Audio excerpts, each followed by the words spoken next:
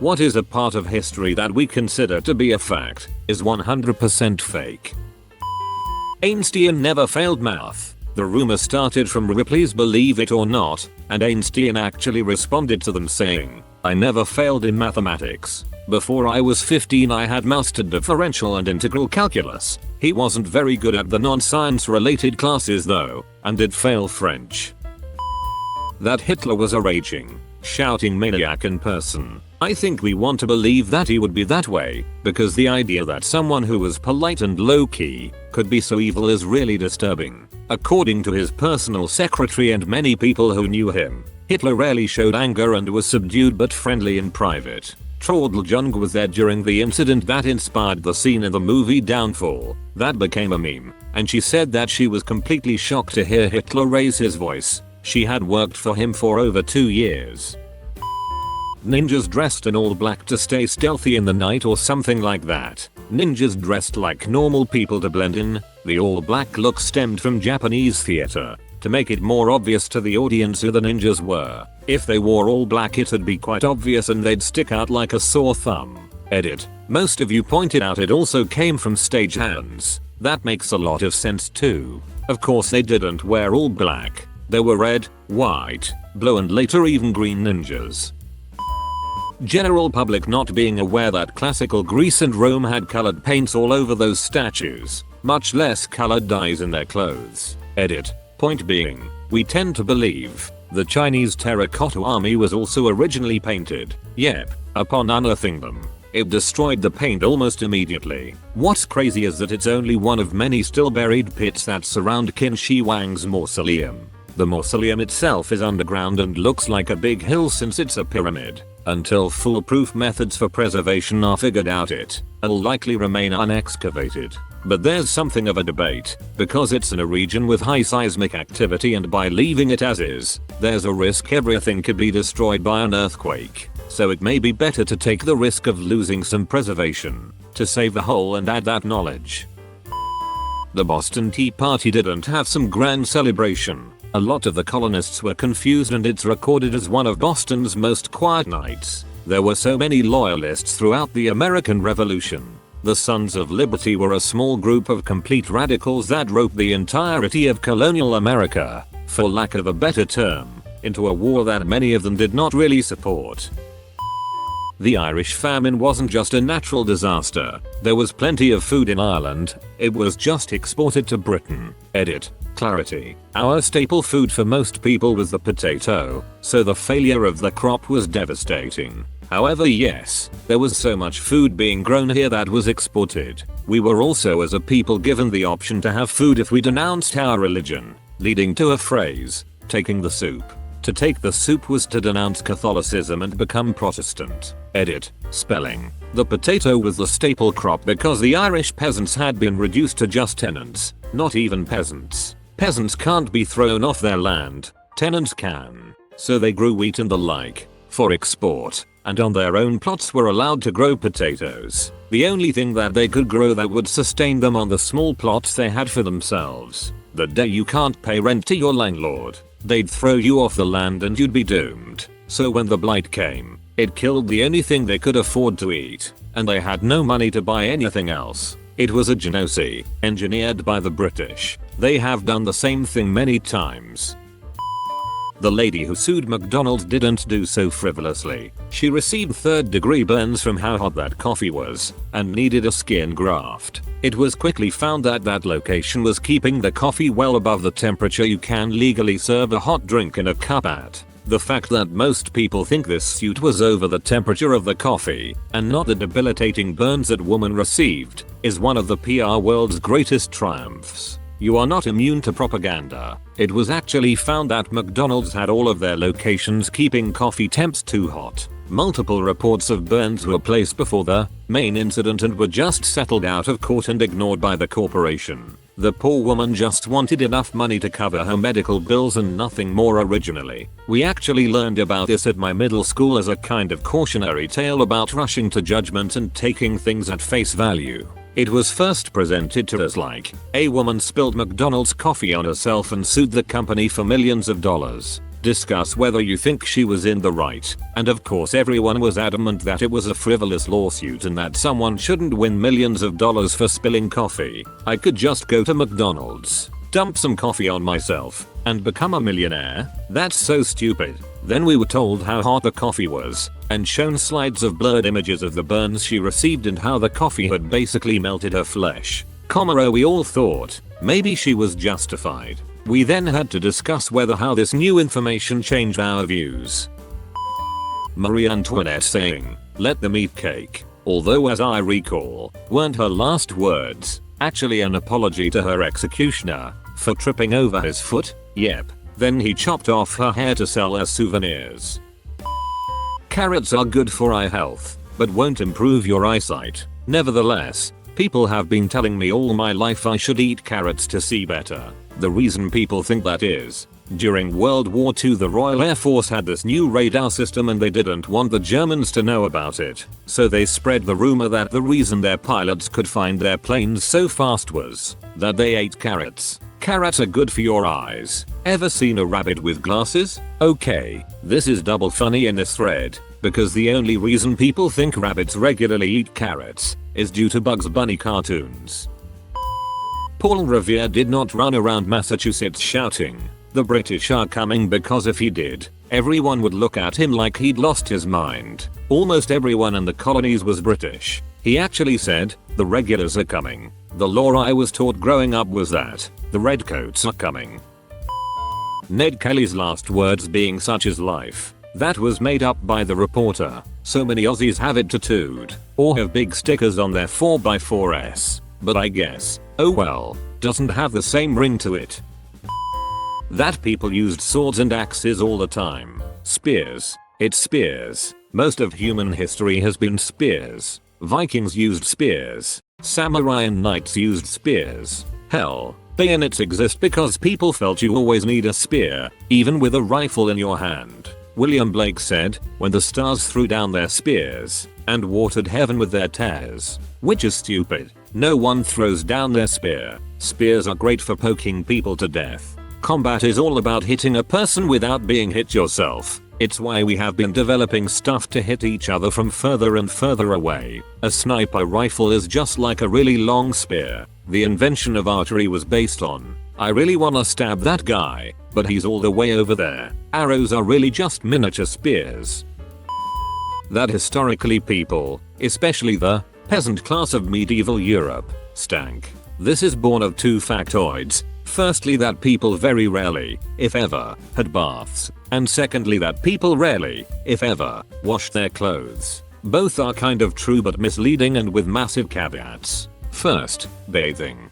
Think of the amount of work involved in preparing a bath in the days before hot running water. You go to the well, get a bucket of water, lug it back across the village to your house, put it in a pan over the fire to heat it up. That's one bucket. You'd have to do that half a dozen times at least. Even if you've got servants to do all the actual work, it would take a lot of servants a lot of time to get you a bath ready. But that doesn't mean people didn't wash. Most people washed daily, using a basin of water and a cloth. Basically a sponge bath. Soap made of animal fat and ash has been around for thousands of years and is pretty effective at lifting dirt off the skin. As any one of us who's had to sponge bathe for a while, for example after a surgery, will know, it may not be ideal, but it gets the job done. Films generally portray peasant with smudges of dirt all over the face, but that's just lazy costuming. And now the clothes. True, the outer layers, the layers that we see, were very rarely washed, because most people only owned one set, and they could be very difficult to wash effectively. But you have to remember people, even peasants, wore a lot of layers, so that the layer we see was really the equivalent of a coat, and was never really against the wearer's skin gathering sweat. How often do you wash your outer coat? For people in roles where external dirt was very likely to get onto the clothes, aprons and other easily removable garments were used. The layers worn right against the skin. A full dress like smock for women, and a long shirt for men. Long enough to tuck around the genitals and butt and also do the job of underpants, were changed and washed as often as possible, because they were the layers that got the body sweat etc. on them. They were made more simply and usually of cheap, hardy fabrics. specifically designed for easy laundering. Our medieval peasants were not filthy and stinking. They washed their clothes and bodies as best they could.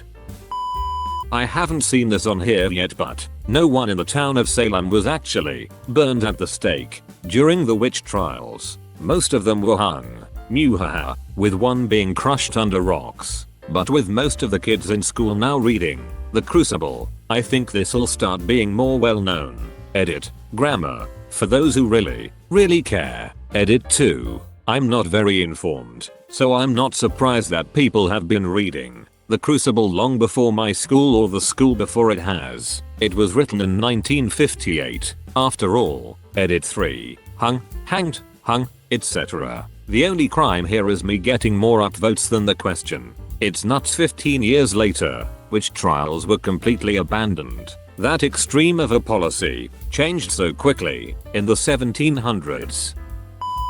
Romans indulged in food so much they had a special place to go and vomit, so they could eat more. Maybe that has been dispelled by now, but many still believe it. Lols, I know. They did call the exit aisles in theaters and colosseums vomitoriums, but that was because the root word for vomit meant to spew forth, and that's what the audience did at the end of the show, spewed forth out of the building.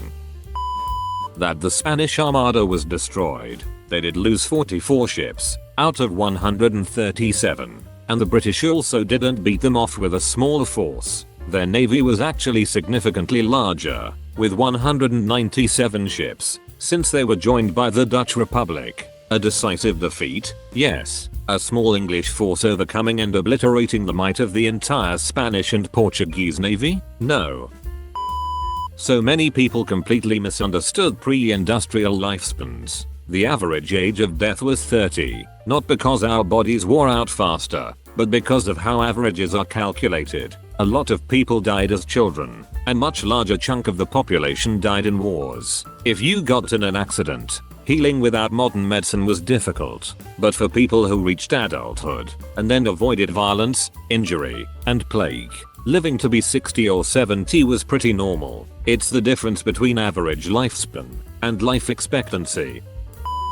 The image of Roman gladiators fighting to the death. While there were many exhibition fights in the arenas, where the goal was death, these were not gladiator contests. Prisoners, and the condemned, were thrown out to fight to the death, but not real gladiators. Training a gladiator was an expensive and lengthy investment, and having them die constantly would be bad for business. If a gladiator ended up dying in the arena, the guy who sponsored the games would have to reimburse the gladiator school. It was really more like choreographed combat than anything. Gladiators practiced spectacular, but useless, moves to make the crowd gasp. There's a very thorough and interesting display in the Roman amphitheater in Nîmes, France, that dispels a lot of these myths. A Stegosaurus fighting a T-Rex. They lived millions of years apart. Stegosaurus lived 144 million years ago. T-Rex 65 million years ago. Insane difference. Still almost most every dinosaur related media places them together. Not to mention the inclusion of Dimetrodon in dinosaur media. Dimetrodon lived 115 million years before Stegosaurus, and wasn't even a reptile, let alone a dinosaur. It was a stem mammal. That when Europeans first arrived on the east coast of what is now the US, the land was very sparsely populated, and so there was a lot of free land to settle. At least that's what I've been taught in school. In reality, it turns out, the coast was densely populated with native settlements, to the point where Europeans couldn't even disembark, because the natives wouldn't allow them. They would keep them at the bay, just to trade, and then force them to turn back. It wasn't until European diseases spread through the continent that 95% of the indigenous population died, and that's when the first colonies began in the US. So that's why we now have the misconception of there always having been lots of open land. In general, there are tons of misconceptions about Native Americans and colonial history. I recommend the book 1491 by Charles C. Mann, which clears up a lot of these misconceptions. It's where I got the above information from as well. I also don't think people really understand how bad the American plagues were, especially when considered next to how severe they were in a historical context. As far as I can tell, They don't even have a well agreed upon formal name.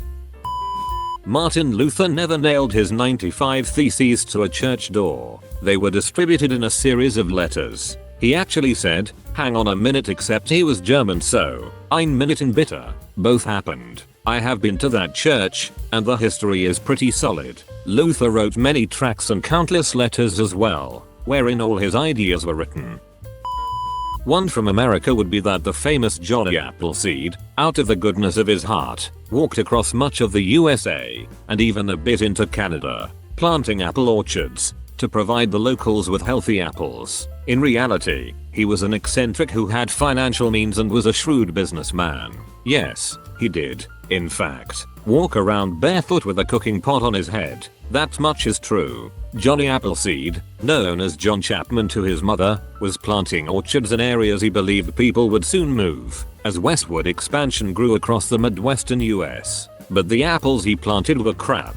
They were used to make cider and only to make cider. They were sour and not edible. People eventually moved to those lands, as he predicted, and he paid them to look after his orchards and harvest the apples he sold to breweries. I guess I'm curious as to how that hurts his legacy though. He did in fact plant apple trees. He selected the kinds that could be harvested for cider. He paid people to look after and harvest the orchards. Maybe people didn't realize there were non-edible apples. But how does that really change anything?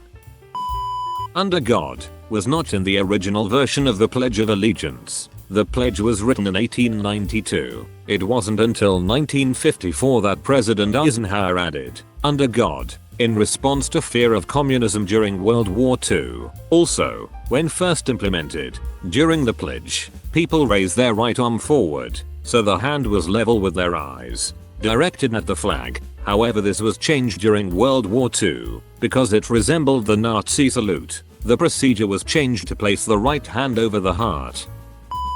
This is a little niche, but it's been a long-held belief in the gaming community that one of Nintendo's business ventures, before getting into the video game market, was love hotels, alley hotels whose main purpose is to knock boots in.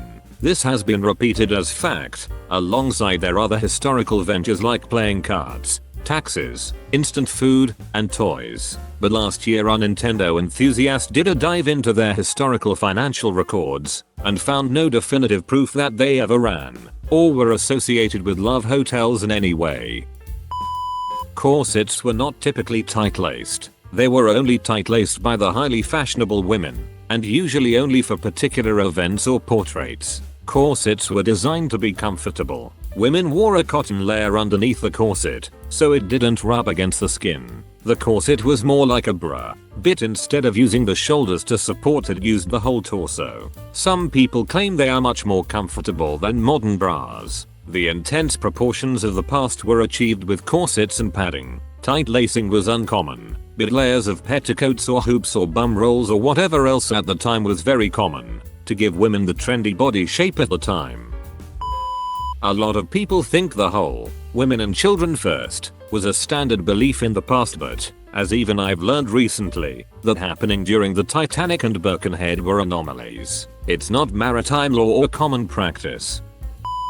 How Spartans suited up for battle and fought against Xerxes. Contrary to what the movie 300 showed, they wore heavy bronze armor, not battle thongs and boots. Shields had a red lambda painted on them. Only higher level officers had red plumes on them. Shit's expensive, guys. Not everyone can have them. At Thermopylae, the movie shows only 300 Spartans. There were actually about 1,000 to 1,200 allies that helped and rotated in and out of battle. The battle was to stall the Persian advance to build up forces at Salamis. They rarely ever broke formation. Like never. They maintained the phalanx discipline. In the movie you see them breaking formation a lot, especially in that slow-mo scene where Leonidas kills like 10 in a row. They were not ripped dudes, more disciplined and athletic, but not every single one was jacked. Edit. Bronze armor, not brass armor. Paul Revere did not ride from Boston to Lexington. He got as far as Cambridge. Israel Bissell, however, did ride all the way to Lexington. That George Washington had wooden teeth. He had false teeth, yes, but they were made of ivory. He never had wooden teeth. not fake, but the Boston Massacre was not evil redcoats shooting peaceful American protesters. That protest was anything but peaceful. It was basically a riot. They were throwing rocks and other objects at the redcoats, trying to goad them into something. The soldiers probably had orders not to shoot, but they were outnumbered and scared, so finally they fired. They were arrested and tried. John Adams, the future second president, defended them in court and won. That the Library of Alexandria being burned down set humanity back hundreds or even thousands of years. At the time that it was finally destroyed in 48 BC, most of its collection had already been copied and distributed to other libraries and universities, or the important scrolls were relocated. It was no longer an important meeting place for great scholars either, and it's not entirely clear how much of it was even destroyed during the fire, as many believe that it was even partially rebuilt afterwards. It ultimately just fell out of relevance throughout the years, and didn't really take any of the information stored within with it. Pretty much most of the common public image of the Stone Age Paleolithic peoples didn't primarily live in caves. They were used for habitation sometimes, but tents or even relatively permanent huts were probably far more common. Art caves, like those found in France and Spain, often show no signs of habitation at all. They weren't stupid, brutish, ape people. Anatomically modern humans emerged at least 70-100k, 200k years ago, thanks to several comments who pointed out my mistake, and there's nothing to suggest they would have been intellectually inferior to us. Even Neanderthals probably were relatively close to us, and it's questionable if you'd even realize it wasn't a Homo sapiens if you met one. H. sapiens definitely, and Neanderthals probably wore ornaments of various kinds. Even H. erectus likely was broadly human in appearance and behavior. You have to go back in time a long way before you'd consider early hominids more animal than human. Generally, even imagining the Stone Age as some sort of coherent period of human history is misleading. It's a periodization based on materials used, even though there is sometimes a remarkable cultural uniformity over long periods of time and large distances in Stone Age Europe. Even single cultures span many thousands of years. Worldviews and even lifestyles must have changed many times even during periods we now consider uniform. In fact, even the name Stone Age is misleading. A lot of tools were made from flint or similar material, if available, but that's just the material that preserves the best. Wood, bone, clay, plant fibers, furs, etc. were also used, they just usually didn't survive long enough for us to find. It's likely that Southeast Asian pre-metallic cultures even used bamboo in a similar way flint and bone was used in Europe. The idea that Vikings, early medieval Norsemen, were dirty barbarians with shaggy hair and wild beards, who wore leathers and furs. In reality, Vikings were notorious for being very clean by medieval standards, bathing every day and washing their hair. They wore shoulder-length, very well-combed hair, which they sometimes lightly bleached with potash to accentuate the blonde. They wore short, very neat beards and carefully trimmed stash. Later on in the Viking Age, some wore undercut crooked kind of a trim, but with longer bangs. Instead of leathers, which they almost never wore, they had woolen clothes in bright colors, with blues and pinks being particularly popular. They almost never wore actual fur. They sold it all, and instead wore fake fur made of pulled wool, basically fur rug trims. Instead of crusty savages, they were fabulous, clean and neatly fashionable, to the point that the Church Chronicles of England notes THT. This excessive dandiness was dangerous in itself, because it helped them lead Christian women astray. Still, of course, they were quite often murderers, slavers, thieves and raiders, just fabulous ones. That the Founding Fathers is a meaningful, coherent group of timeless sages, rather than a collection of politicians who acted for political reasons and disagreed with one another. Some people who are technically Founding Fathers are obscure nobodies. Who the hell cares about Button Gwinnett? There was great diversity of thought at the Constitutional Convention. James Madison considered the equal apportionment of the United States Senate to be a defeat. James Wilson has been relegated to obscurity, but was among the most learned and respected members of the convention who in exasperation asked, "Can we forget for whom we are forming a government? Is it for man, or for the imaginary beings called states?" A great deal of popular conception of the founding and those who did it is rooted in misconception or outright falsehoods.